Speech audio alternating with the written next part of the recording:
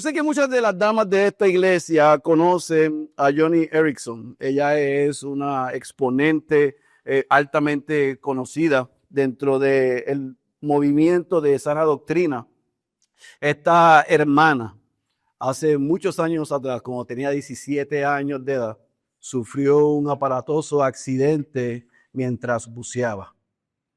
Y ella quedó tetrapléjica, sin movimientos aún ni en sus manos.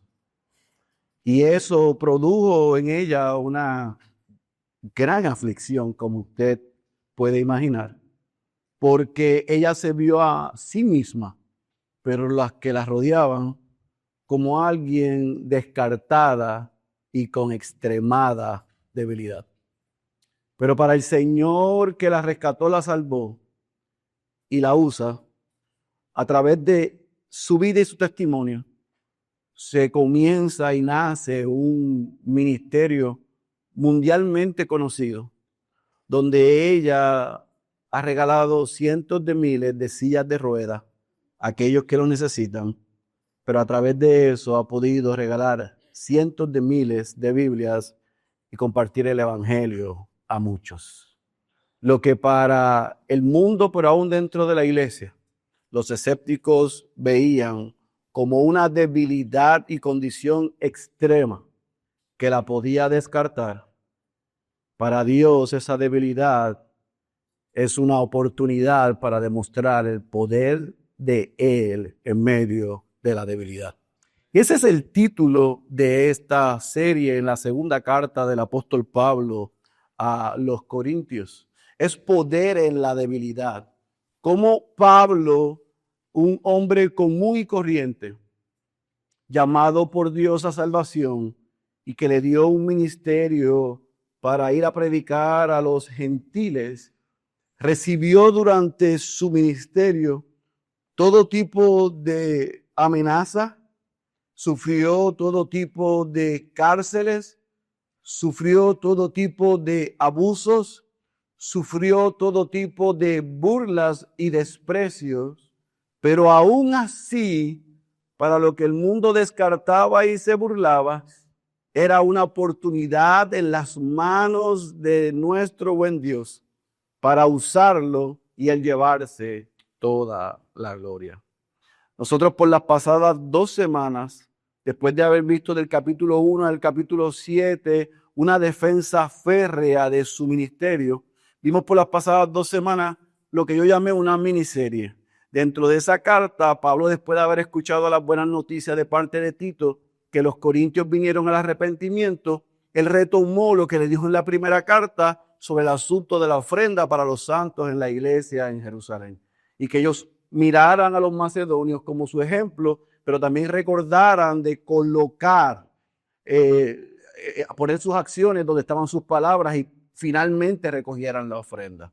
Pero ahora, en la parte final de esta carta, capítulo 10 al capítulo 13, Pablo se ve en la necesidad de retomar el asunto de defender su ministerio. Obviamente, a este momento, en lo que va en la trayectoria, ciertamente tiene que haber escuchado, esta es mi opinión, cuando Tito trajo el informe de que los corintios se arrepintieron, que todavía los falsos maestros estaban acusando a Pablo. ¿Y cuál era la acusación hacia Pablo? Pablo es un hipócrita. Pablo es un hombre débil.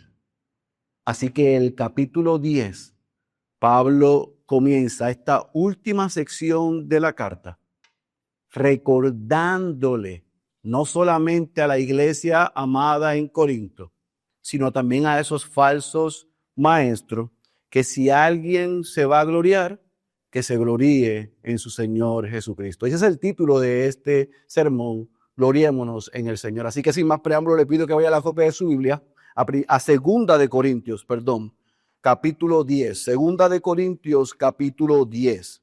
Y en lo que usted lo busca, igual que hemos hecho las pasadas 2 semanas, no voy a leer todos los 18 versículos, sino que le voy a presentar en pantalla primero cómo he dividido el texto, y vamos a leer el texto y lo vamos a explicar, porque creo que nos ha sido de mucha bendición hacerlo de esa manera para poder entender y aplicar de manera inmediata. Así que el primer punto que vamos a ver en este mensaje es del versículo 1 al versículo 6, cómo Pablo se recuerda a su alma, le recuerda a los corintios, pero le recuerda a todos los cristianos que nosotros peleamos en el poder de Dios.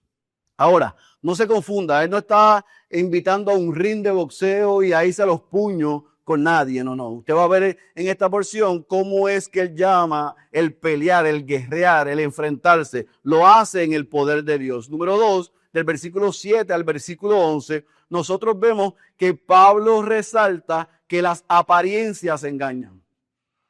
Que hay que ser cuidadoso con las primeras impresiones, porque las apariencias engañan. Y cierra entonces del versículo 12 al versículo 18, apuntando a la actitud que debe tener todo cristiano al servir al Señor, o si el Señor lo usa en algo, debe gloriarse en el Señor, no tratar de robarle la gloria. Así que el argumento de mi sermón que yo voy a tratar de presentar a través de estos 3 puntos en esta mañana es que nuestra lucha es espiritual. Escuche bien, nuestra lucha es espiritual. Y al ser espiritual, nuestra confianza está en el poder de Dios. No en mis fuerzas, en el poder de Dios. Y nuestra gloria, si hay algo en que nos podamos gloriar, no debe ser en nosotros mismos, sino solo en nuestro Señor. Así que otra vez, nuestra lucha es espiritual, nuestra confianza está en el poder de Dios y nuestra gloria, si alguna, debe estar solo en el Señor, no en nosotros mismos. Así que vamos a leer ahora del versículo 1 al 6, vamos a orar y comenzamos a trabajar. ¿Están en el capítulo 10?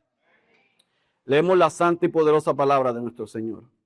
Yo mismo, Pablo, les ruego por la mansedumbre y la benignidad de Cristo. Yo que soy humilde cuando estoy delante de ustedes, pero osado para con ustedes cuando estoy ausente. Ruego pues que cuando esté presente, no tenga que ser osado con la confianza con que me propongo proceder resueltamente contra algunos que nos consideran como si todavía anduviéramos según la carne. Versículo 3. Pues aunque andamos en la carne, no luchamos según la carne, porque las armas de nuestra contienda no son carnales, subraye esto, sino poderosas en Dios para la destrucción de fortalezas. Versículo 5. Destruyendo especulaciones y todo razonamiento altivo que se levanta contra el conocimiento de Dios, y poniendo todo pensamiento en cautiverio a la obediencia de Cristo, y estando preparados para castigar toda desobediencia cuando la obediencia de ustedes sea completa. Vamos a orar. Padre, gracias una vez más por el privilegio de poder alabar tu nombre. Gracias por cada himno que cantamos. Gracias porque preparó nuestros corazones para recibir tu palabra. Ahora te rogamos, Señor, que a través del testimonio del apóstol Pablo, el llamado a la iglesia en Corinto, pero también la reprimenda a esos falsos maestros, tu iglesia pueda ser edificada y recordar que estamos en una guerra espiritual y la única manera de vencer es confiar que Cristo ha vencido y nos ha dado armas espirituales para mantenernos en la batalla. Que ninguno descanse en su sabiduría ni su prudencia y que reconozca que si es algo y tienes algo, solo proviene de ti. Que no nos gloriemos en nuestras capacidades, que nos gloriemos en aquel que vino, vivió, murió y resucitó para darnos no solamente perdón de pecados, sino también salvación y vida eterna. Ese era el norte del apóstol y yo te ruego que sea el norte de la Iglesia Bautista, Ciudad de Dios. Así que háblanos en esta mañana, estamos listos en el nombre de Jesús. Amén, amén y amén. Ahí en el versículo 1 al versículo 6, Pablo cambia el tono y comienza otra vez a hacerle una defensa. Y esta era la primera acusación que hacen contra el apóstol. Aparentemente los falsos maestros en Corinto, que ya habían intentado todo para tratar de socavar la autoridad y el testimonio de Pablo y no parece que habían tenido mucho éxito. Entonces, ya al cierre de esta carta, cuando Tito regresa y da el informe, aparentemente le dice, ¿sabe qué es lo que están diciendo de ti? Que tú eres un hipócrita. Que tú pareces tímido y humilde cuando estás con nosotros, pero cuando mandas esas cartas, tú pareces un tipo bravo, ¿sabes? El puertorriqueño. Tú eres como medio guapetón detrás de la pluma. Pero cuando estás así, eres como bajo perfil y pareces así como más tranquilito. Y eso lo están usando en tu contra. Que eres de bajo perfil, humilde, calladito, como timidito cuando estás en la iglesia. Pero cuando mandan las cartas, como que te sale el león en ti y ellos dicen que tú no eres una persona íntegra. Imagine el apóstol escuchar ese ataque. Pues mire cómo él responde. Él responde de una forma muy saludable. Y él le dice, déjame decir una cosa. No se trata de si yo soy tímido como ustedes u osado cuando envío la carta. Si ustedes quieren que yo sea osado cuando esté en medio de ustedes, yo lo puedo ser. Pero de esto es lo que se trata esto. De esto es lo que se trata. De que ustedes entiendan que la verdadera, por decir,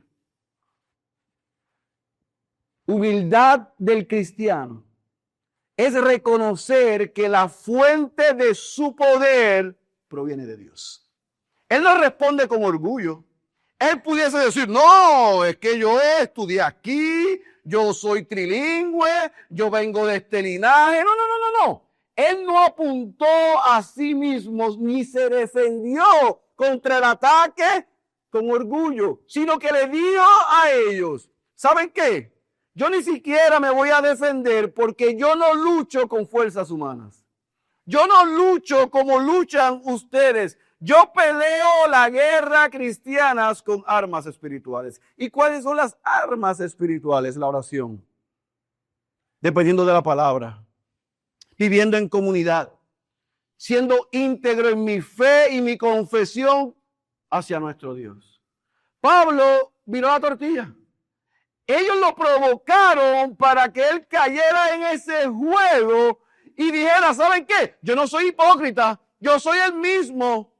Y los que lo conocían a él sabían que él era el mismo. Pero como lo hemos visto a través de esta segunda carta, una mentira repetida 1000 veces comienza a ¿qué? A calar hondo y comienza a poner en la mente de la gente que tú amas duda.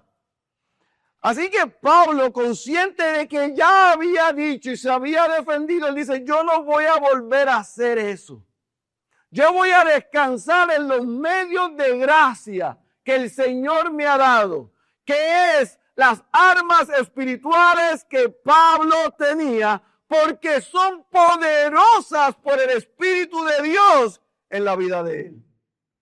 Y él les dice a ellos, déjenme tratar de explicarle este principio. Y este es el principio que yo quiero que nos llevemos del versículo 1 al versículo 6. Pablo nunca se enfocó en tratar de ganar las discusiones. Pablo siempre se enfocó en tratar de ganar las personas para Cristo. Y usted puede decir, pero es que me suena contradictorio.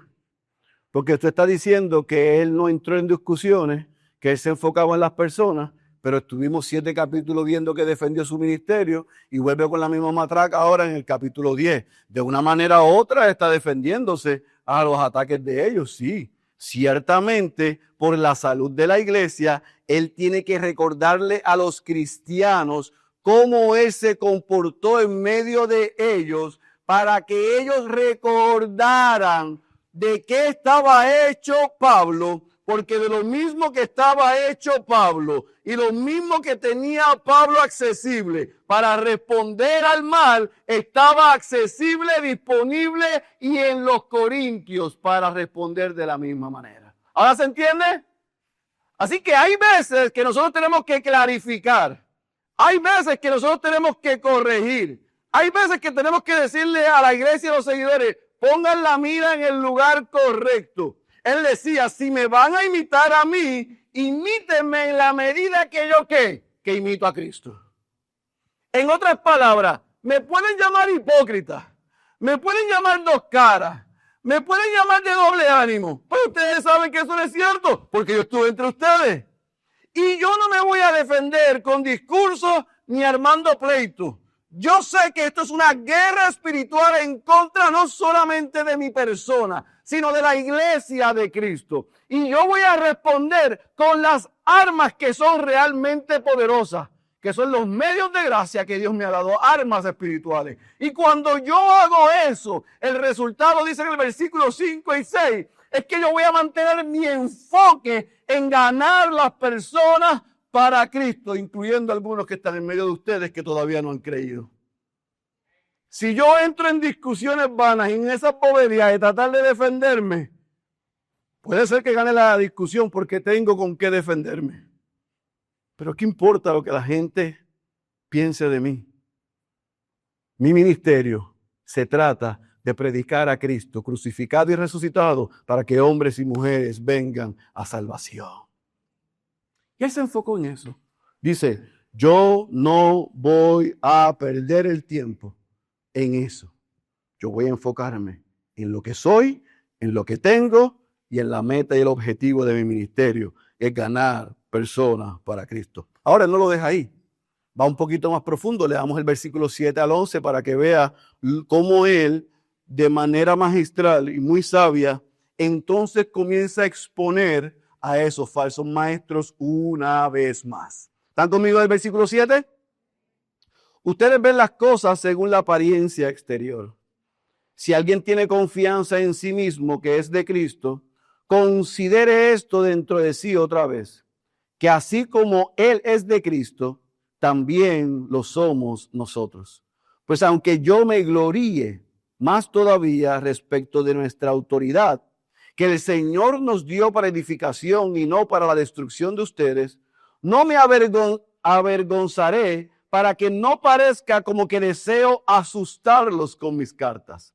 Porque ellos, subrayen esto, que esto es importante. Ahora el mismo Pablo reconoce lo que es la segunda acusación.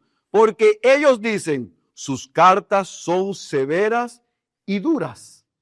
Pero la presencia física es poco impresionante. Y la manera de hablar, ¿qué dice? Despreciable. Esto tenga en cuenta tal persona, o sea, el que piensa así de mí, que lo que somos en palabra por carta, estando ausentes, lo somos también en hechos, estando ¿qué? Presente. ¿Cuál es la segunda acusación que le hacen a Pablo? Recuerden que estos falsos maestros, yo se lo he dicho desde Primera de Corintios, dominaban el verbo. Eran gente elocuente, eran gente carismático, eran gente con presencia, eran gente que se habían preparado en la filosofía. Así que esos se infiltraron en la iglesia. Y primero lo llaman hipócrita, porque parece como que muy timidito y humilde, y después nos das esos azotes cuando le envían las cartas. Y ahora la segunda acusación que llegó a los oídos de Pablo no es solamente que me llaman hipócrita, es que me llaman poco impresionante. Me llaman débil. O sea, imagínense en la reunión de la iglesia diciendo, ¿ustedes saben qué? Esa carta yo no la escucharía. ¿Por qué ese Pablo? Mire, ese Pablo se para delante de ustedes y habla con ese tonito así. Y ustedes lo ven, que parece que... Realmente así es que lo estaban mirando esa gente. Que por su presencia física, o sea, miren que lo que era esta. Que la presencia física, su tamaño, su peso, determinaba su valor como maestro. Que el tono de su voz o su carisma o su elocuencia determinaba su valor como maestro. Mire la estrategia. No lo escuchen, no le hagan caso, no le sigan, porque es que realmente él es poco impresionante. Es más, es enfermizo. Siempre comenzaba su sermón, ay, es que tengo un dolorcito aquí,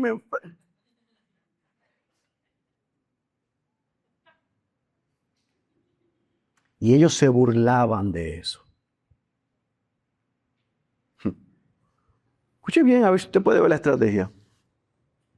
Como no pueden atacar el mensaje, ¿atacan a quién? Y usted dice, oye, pero qué cosa, ¿cómo esos corintios pudieron caer? Bueno, es que nosotros caemos igual. Porque nosotros lo único que no tenemos, no somos tan expresivos. Pero ahí en el cuarto oscuro decimos, es que como que no tiene pepa cuando enseña. Es que como que es muy flemático. Es que como que no tiene mucha carisma. Es que como que no es muy relacional.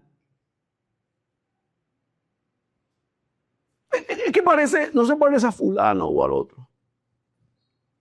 Nosotros hacemos lo mismo. El ejercicio de la predicación es abrir el libro, leer del libro, explicar el libro y aplicar el libro. Y eso lo puede hacer uno bajito como yo, uno alto como otro. Lo puede hacer uno flaquito y uno con las libras mías.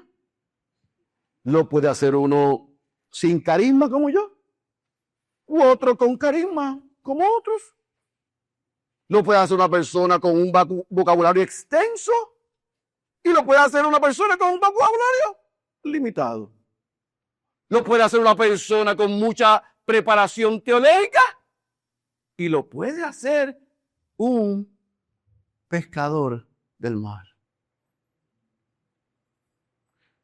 Porque la cosa no está en la sábana.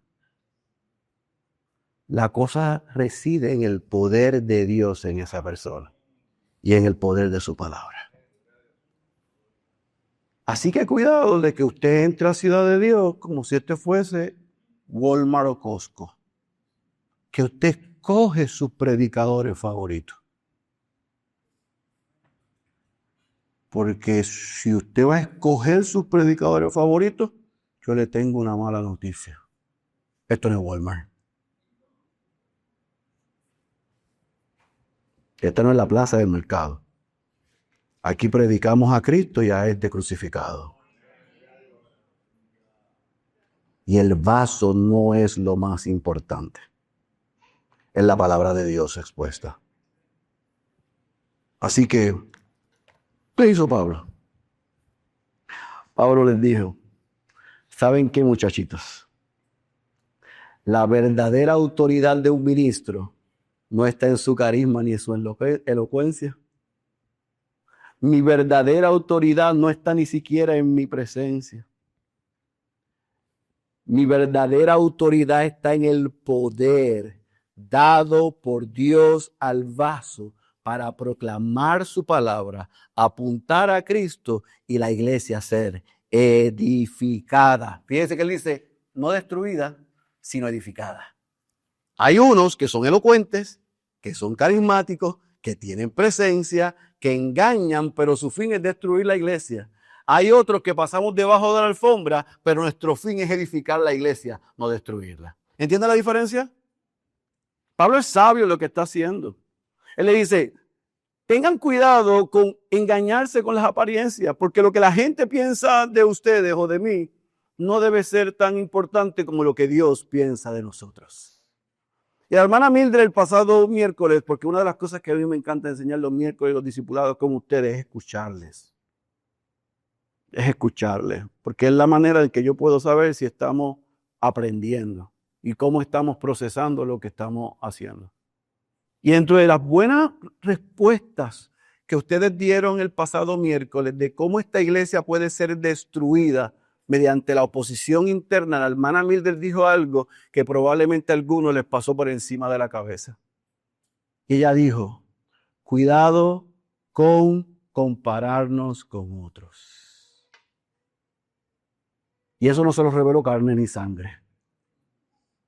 Porque Pablo dice, cuidado, Corintios, con caer en esa práctica que están enseñando esos falsos maestros de compararme a mí con ellos y compararse ustedes con otros. Porque si eso hacen, lo que a ustedes le van a dar valor es a la opinión de los demás y no a la opinión del Padre que envió al Hijo para que ustedes fueran salvos y parte de esta iglesia, y que el Espíritu de Él es el que guarda y les cuida y les une y les revela lo que cualquiera como yo, a pesar de nosotros, predique siempre que sea Cristo y a este crucificado. Pablo dice, no se enfoquen en las apariencias, pero ¿usted no había escuchado eso antes? ¿Se recuerdan cuando Dios llamó a David? ¿Qué fue lo que dijo él mismo Dios en 1 Samuel 16, versículo 7? Dios no mira lo que mira el hombre. El hombre mira lo que está delante de sus ojos. Pero ¿qué es lo que Dios mira? El corazón. Los hombres en Corinto estaban convencidos, aquellos falsos maestros y apóstoles, que si ellos apuntaban al carisma y la personalidad de Pablo, los corintios se iban a enfocar en lo que no era importante. Y Pablo les dice, recuerden que ese no es el valor para Dios. El valor para Dios no es la capota y la pintura, es el corazón del hombre. Porque Saúl, según los scouts, o sea, los reclutas, tenía el paquete completo. Pero se escrachó a mitad de camino. Pero David, que era small, y le pusieron la ropa XX large, terminó siendo respaldado por Dios. No se trata de tu apariencia, no se trata de tu elocuencia, no se trata de tu capacidad. Se trata del poder del Espíritu Santo en ti, que te va a usar a pesar de ti y a pesar de mí para la gloria de su nombre. Y Pablo descansaba en eso. Sigan tirando, porque ustedes van a terminar siendo engañados. Las apariencias de esos maestros lo van a estar engañando siempre, pero yo voy a estar aquí haciendo lo que el Señor me mandó a hacer, y como cierra en la porción próxima, y hasta que me lleve a otro lugar a hacer lo mismo. Así que veamos entonces el versículo 12 y 18 y veamos entonces cómo cierra esta porción el apóstol Pablo. ¿Están ahí, mis amados? Porque no nos atrevemos a contarnos ni a compararnos con algunos que se alaban a sí mismos. Para ellos, midiéndose a sí mismos y comparándose consigo mismos, carecen de entendimiento. Pero nosotros no nos gloriaremos desmedidamente, sino dentro de la medida, subraya esto, dentro de la medida de la esfera que Dios nos señaló como límite para llegar también hasta ustedes. Pues no nos excedemos a nosotros mismos, como si no lo hubiéramos alcanzado, ya que nosotros fuimos los primeros en llegar hasta ustedes con el Evangelio de Cristo. Si hay alguien que se puede gloriar que le llevó el Evangelio a ustedes, no son ellos, fui yo. Porque yo iba por un lado y el Señor me mandó para otro, y cuando fui para otro terminé con ustedes. Si yo no hubiera ido a Macedonia, no llegaba a Acaya. Y llegué a Acaya porque el Señor me mandó. Y ahora estos charlatanes están cogiendo crédito. Si el trabajo lo hice yo. Esa puede ser la actitud de Pablo.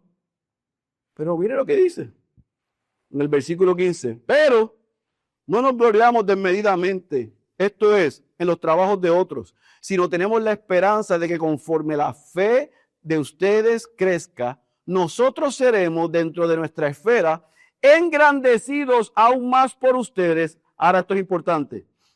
El fin de esto es predicar el evangelio aún en las regiones que están más allá de ustedes. Y para no gloriarnos en lo que ya se ha hecho en la esfera de otro, pero el que se gloría. Versículo 17 es importante porque está citando a Jeremías capítulo 9, versículo 24. Está regresando a las palabras del profeta, el que se gloría, que se gloríe en el Señor.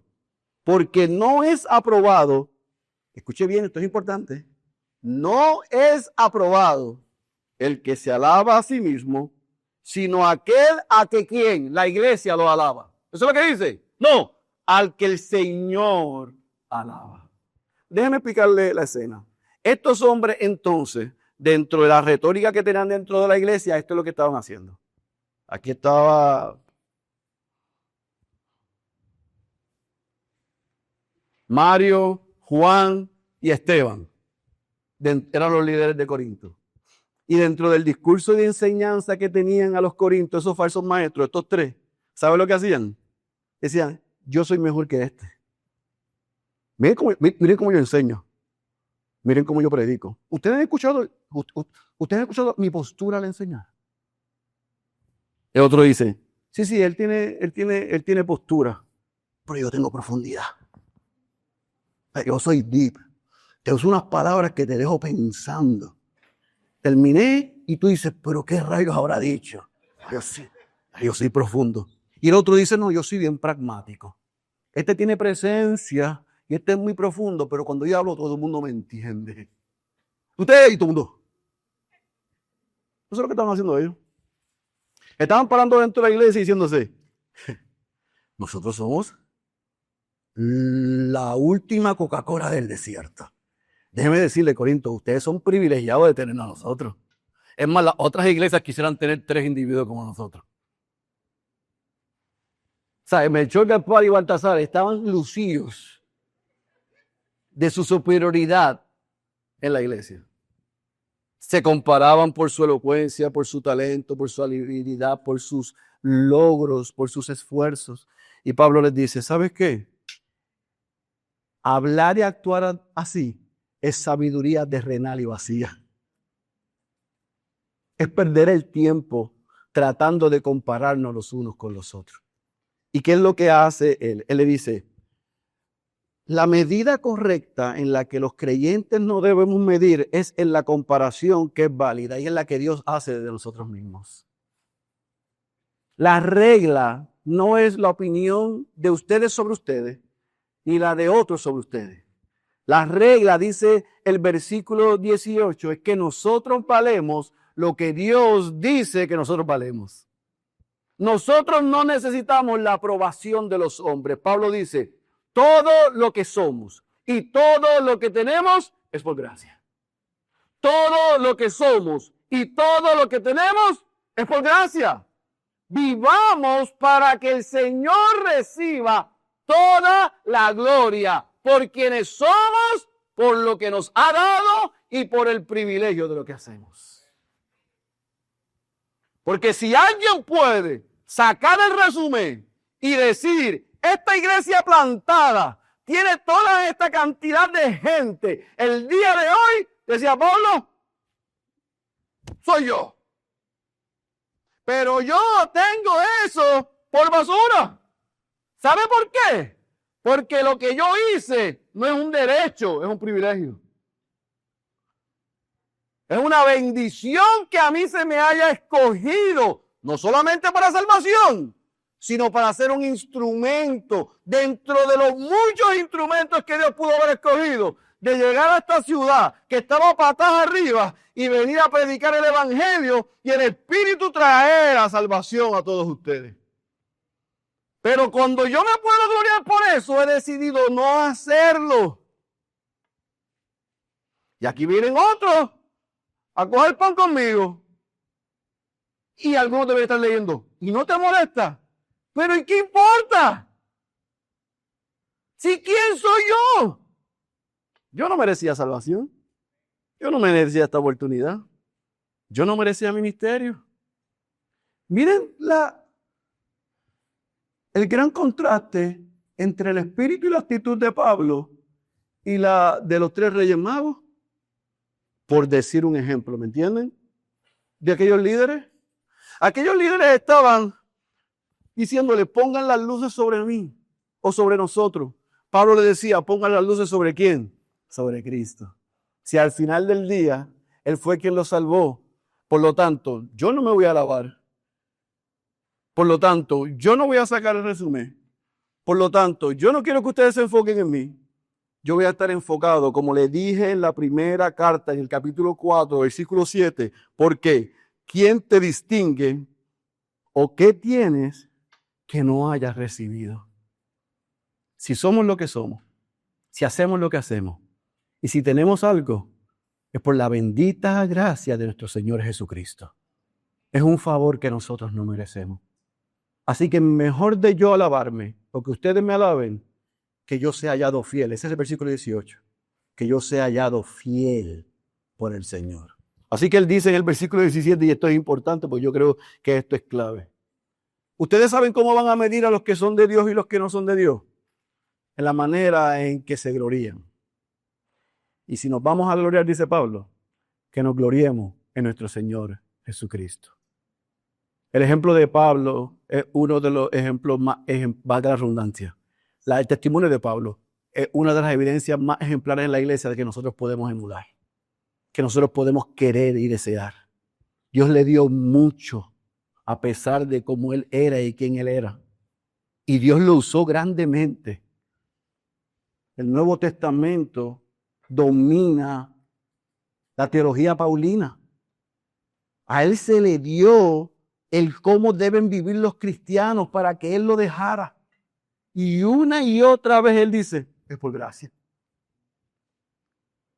¿Dónde estaría este servidor si la gracia del Señor no lo hubiera alcanzado? Así que yo tengo la responsabilidad. El amor de Cristo me obliga, dice Él, a hacer lo que estoy haciendo. No para la gloria mía, sino para la gloria de Él. Así que yo no me voy a defender. Ustedes escojan si siguen a ellos o si siguen a... Ni siquiera dice que me sigan a mí. Dice, ¿sigan a quién? A Cristo. Porque yo ya mismo voy a seguir a la próxima región a predicar el evangelio. Y allá tendré los mismos rollos que aquí. Y allá pues les explicaré. Pero ustedes van a tener que tomar una decisión. O sopesan el testimonio y el mensaje de estos hombres y le dan valor y crédito y lo hacen suyo, o sopesan mi mensaje que incluyó el evangelio y ese evangelio fue el que los transformó. Y lo dejo ahí. Y así cerró el capítulo 10. Ya la semana que viene, cuando entremos al capítulo 11, vamos a ver cómo él ahora se mueve de la comparación con esos maestros a otro punto que si lo quiere escuchar, regrese el próximo domingo. Pero ¿cómo lo podemos aplicar a nuestras vidas? Yo creo que hay 4 preguntas que cuando yo leía y estudiaba esto anoche, a mí, yo me las hice. Y yo dije, yo creo que esto es una buena manera de yo poder aplicarlo con mi amada iglesia. Número 1, iglesia, ¿nosotros confiamos en nuestra propia inteligencia o en el poder de Dios en nuestras luchas? Y yo te voy a dar la respuesta. No se supone que te dé la respuesta porque se supone que te dé la pregunta para que tú pienses. Pero yo pensaba en esto. Déjame darte una forma de tú poder contestar esa primera pregunta. ¿Confiamos en nuestra propia inteligencia o en nuestra propia prudencia o en el poder de Dios en mis luchas? ¿Tú sabes cuál es la manera de tú poder medir eso? De 2 formas. Cuando yo no sé qué hacer, ¿yo busco consejo o descanso en mi propia opinión? La segunda forma es, cuando yo no sé qué hacer y busco consejo y me dan un consejo, ¿yo aplico el consejo o termino haciendo lo que me da la gana? Porque si termino haciendo lo que me da la gana, estoy luchando en mi fuerza, no en el poder de Dios. ¿Le ayuda eso? 2, ¿yo controlo mis pensamientos con la palabra de Dios o dejo que mis emociones me controlen? Fíjense que en la primera parte del capítulo 10, él dijo en la parte baja del versículo 2 y la parte alta del versículo 3, que Él no lucha en la carne, sino que Él lucha con las armas poderosas de Dios en el Espíritu. Y yo no quiero minimizar que en nuestra todavía naturaleza caída, nosotros, Dios nos hizo así, seres con emociones, con sentimientos. Pero las emociones y los sentimientos siempre tienen que ir en el asiento del pasajero. No pueden ser el chofer de mi vida. Porque si ellas son las que me guían, yo voy a ser siempre un saco impredecible. Dependiendo de cómo yo me siento, así yo respondo. No. Como creyente, nosotros respondemos a la luz de quien habita en nosotros, que es el Espíritu de Dios. Y cuando yo no sé qué hacer, Dios me ha dado medios para yo buscar el consejo en la palabra, en oración, con mis pastores, con mis hermanos, para que en medio de la lucha emocional que yo tengo, eso no me controle y yo termine tomando decisiones o respondiendo de una forma que no glorifica a Dios y me va a hacer daño. Así que yo someto esas emociones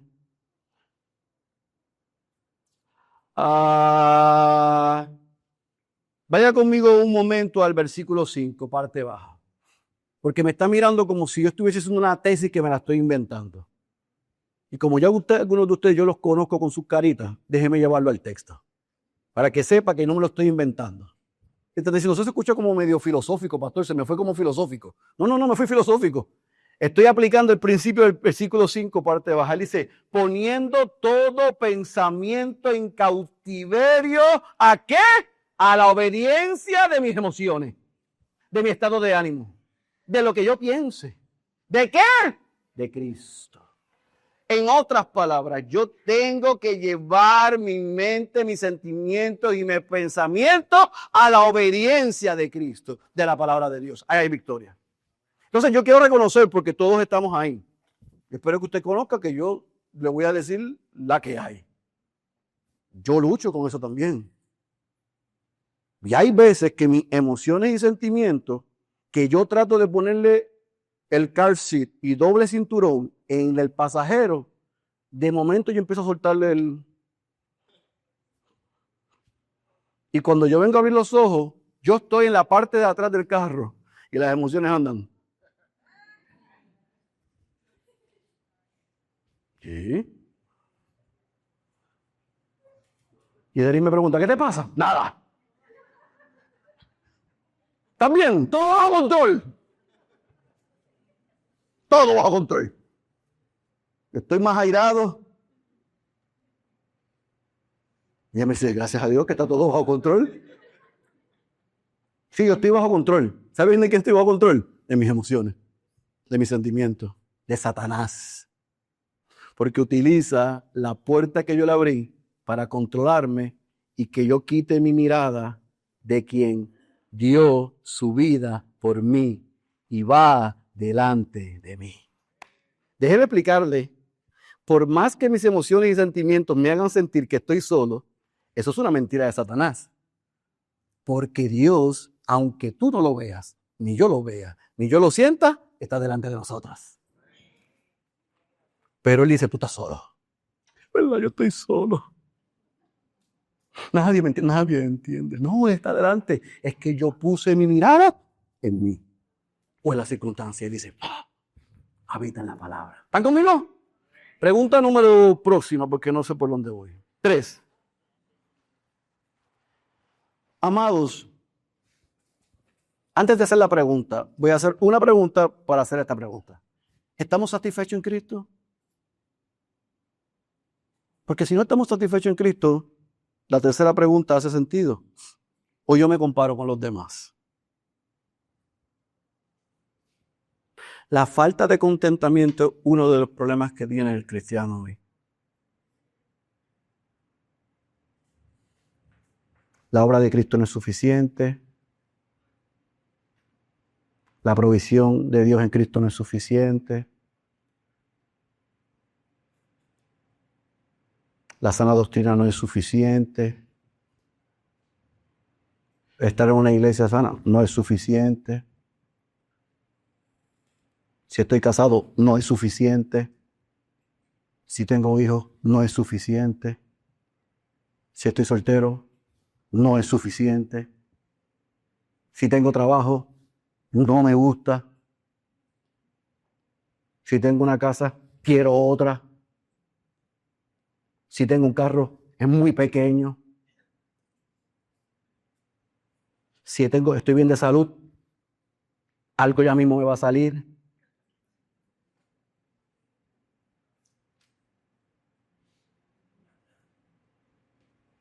¿Entienden?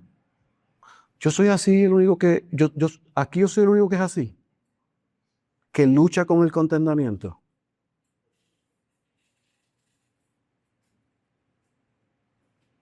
¿Y qué tal si todas las cosas que yo dije, Dios las quitara por completo? Y lo único que nos quedase es Cristo. ¿Sería suficiente? Yo ruego que ese amén sea colectivo. Que sea colectivo.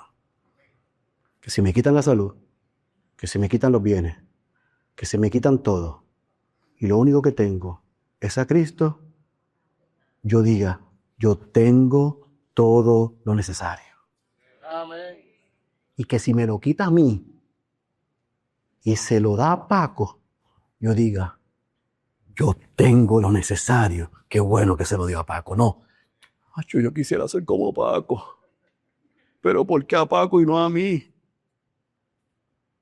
Entonces, mire, iglesia,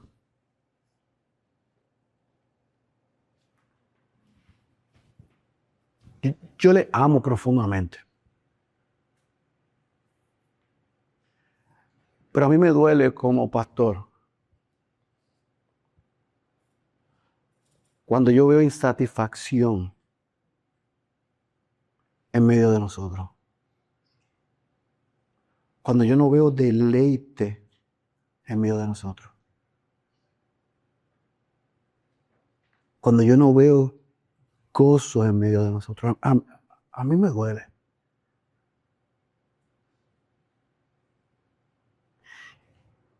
Y detrás de esas puertas a nosotros nos han hecho creer cosas que todavía nosotros seguimos arrastrando. Y nosotros decimos, es solo Cristo, pero vivimos como solo Cristo y algo más.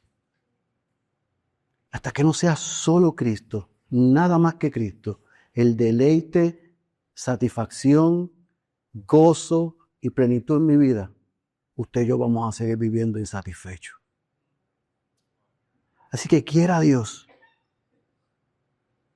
que en vez de yo compararme con otros, yo use la medida que Pablo dice en el capítulo 10. La vara es la vara de Dios, no es la vara de los hombres.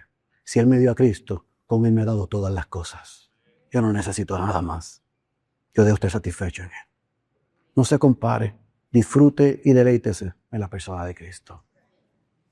Por último, si eso es una verdad, yo debo examinarme para buscar que siempre Dios sea honrado con mi vida y no que yo trate de quitar los ojos de los demás de Cristo y lo pongan en mí. Así que no busquemos el aplauso y la gloria de los hombres, porque si no se ha dado cuenta, hoy está y mañana no está. Es pasajera. Hoy tú eres su padre espiritual y mañana eres su enemigo. La gente tiene la capacidad de tomar todo lo que tú has hecho y como está en el zafacón en la parte de afuera, hacer así, echarlo ahí y seguir caminando. Y si tu valor, tu identidad, tu gozo, tu llenura está en la opinión de los demás, yo quiero que tú sepas, porque lo dice la palabra y por experiencia propia. Eso es pasajero.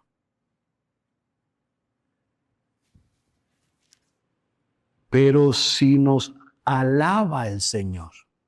O sea, si somos hallados fiel por Él, eso es eterno. No me lo roba la circunstancia y la opinión de los demás. Así que yo creo que el mejor negocio de nosotros como iglesia, como ciudad de Dios, es que nuestra mirada esté en Cristo, nuestra dependencia esté en Cristo y que seamos hallados fiel por Dios. Cuando eso hacemos, ¿sabe lo que va a pasar? Que va a haber salud en las relaciones. Porque aquel que no lo ve igual que nosotros, yo no lo voy a tomar personal porque es allá con el Señor. Y oro por él o por ella para que pueda encontrar su deleite en Cristo. Porque ¿sabe qué? Yo le voy a decepcionar si ya no lo he hecho. Si no, deme 5 minutos más y lo voy a hacer. Pero usted también lo hace conmigo. ¿Pero y qué importa? Si este es el hospital del alma, aquí estamos todos siendo restaurados para un día ser glorificados. Y ya vamos a tener que luchar con eso. En el aquí, en el ahora, en el aquí todavía no. Hay que bregar con eso. Pero la mirada está en ese glorioso día donde no va a haber más problemas, situaciones y issues entre nosotros.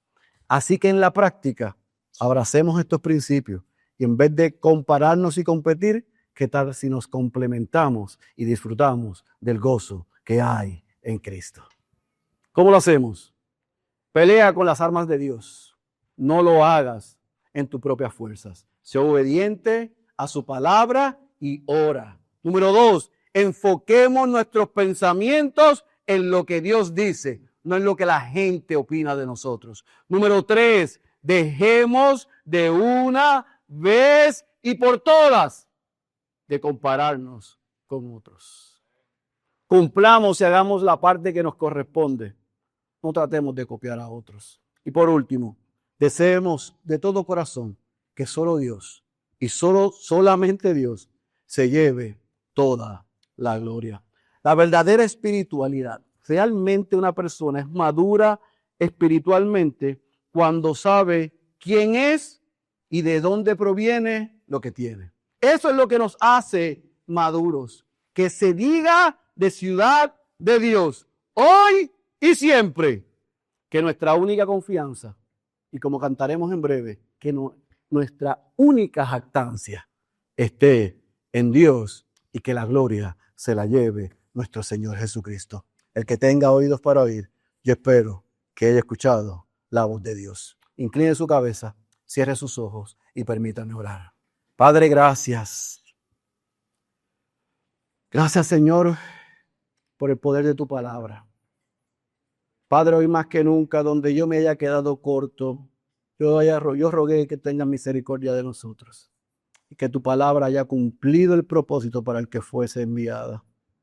Que tú hayas edificado a tu iglesia, que tú hayas fortalecido a los creyentes, que tú nos hayas recordado dónde está nuestro valor, nuestra identidad y dónde debe estar nuestro gozo.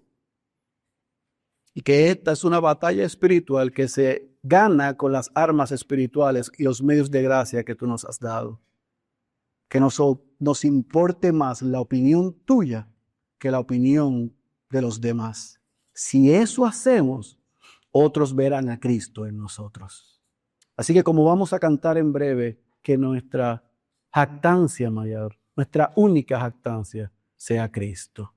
Pero te rogamos y te pedimos en esta hora, Señor, por aquellos que están en medio de nosotros, que se jactan en ellos mismos, que usan el poder de sus fuerzas, que se comparan con otros y que entienden que no te necesitan a ti. Que a través de tu palabra y la presentación del Evangelio tú hayas podido mostrarle su condición y su necesidad de arrepentimiento y de confesión de pecado.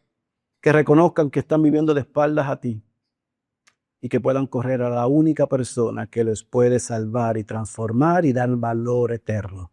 Y ese es nuestro Señor Jesucristo. Que hoy digan, soy un gran pecador, pero he visto a un glorioso Salvador. Perdóname, Dios, y dame a Cristo. Así que edifica tu iglesia y salva a los perdidos. Esa es nuestra oración. En el nombre de Jesús. Amén, amén y amén.